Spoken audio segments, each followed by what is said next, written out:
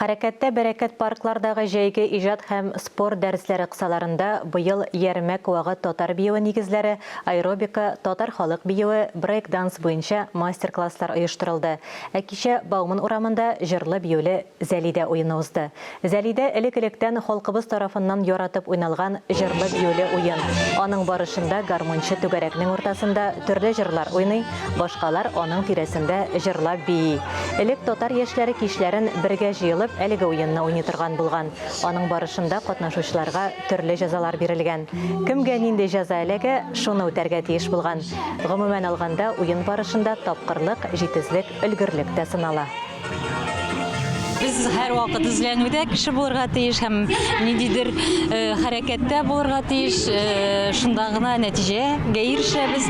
Hem indi mine bu sport hem bizning xoreografik dersler tatar tilinde bargan, olar zurumuşka iya buldu eli mine başlığına şaranın, lakin indi köpmü kişi jiyilgan.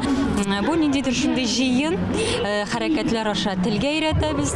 Hem indi şol vakitte folklorunu da saklap kalıga üzülüşü bizning kirdemiz.